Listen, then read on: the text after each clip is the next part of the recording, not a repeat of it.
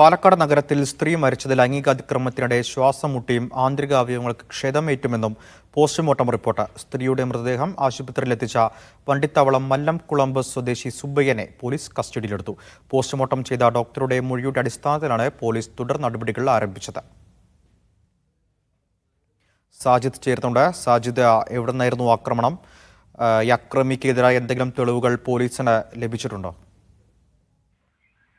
സച്ചിൻ, പാലക്കാട് സ്വദേശിയായ 46-കാരിയാണ് ക്രൂരമായ ലൈംഗിക പീഡനത്തിന് ഇരയായി കൊല്ലപ്പെട്ടത്.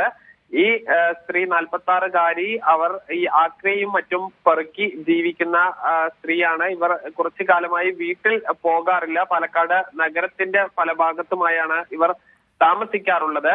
ഇന്നലെ രാത്രി 10 മണിയോടുകൂടിയാണ് ജില്ലാ ആശുപത്രിയിൽ അതീവ ഗുരുതരാവസ്ഥയിൽ ഈ 46-കാരിയെ ഒരു വ്യക്തി എത്തിക്കുന്നത്. വണ്ടിത്താവളം മല്ലംകുളമ്പ് സ്വദേശി സുബ്ബയ്യൻ ആണ് ഈ ആശുപത്രിയിൽ എത്തിച്ചത്.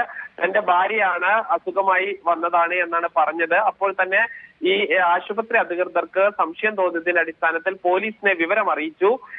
ആശുപത്രിയിൽ എത്തി കുറച്ച് സമയത്തിനുള്ളിൽ തന്നെ ഈ 46-കാരി മരിക്കുകയും ചെയ്തു.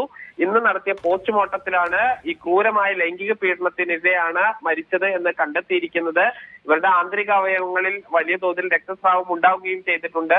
ഈ ലൈംഗിക പീഡനം നടന്നതായും കണ്ടെത്തിയിട്ടുണ്ട്. ഈ പോലീസ് ഈ പലരിൽ നിന്നായി മൊഴിയെടുത്തതിൽ ഇന്നലെ ഈ സുബ്ബയ്യ എന്ന വ്യക്തി ഈ സ്ത്രീയെ ഓടിക്കുന്നതായി കണ്ട ആളുകൾ പറയുന്നുണ്ട്. എന്തായാലും ഇത് സംബന്ധിച്ച് പോലീസ് ഡോക്ടറുടെ മൊഴിയുടെ അടിസ്ഥാനത്തിൽ വിശദമായ അന്വേഷണം നടത്തും. നിലവിൽ പോലീസിന്റെ കസ്റ്റഡിയിലാണ് ഈ വണ്ടിത്താവളം സ്വദേശിയായ സുബ്ബയ്യ എന്ന യുവാവ്. ഇയാൾ നേരത്തെ ഭാര്യയെ മർദ്ദിച്ച കേസിൽ ഈ വണ്ടിത്താവളം പോലീസ് ഇയാൾക്കെതിരെ കുറ്റം ചുമത്തുകയും ചെയ്തിട്ടുണ്ട്. ശരി.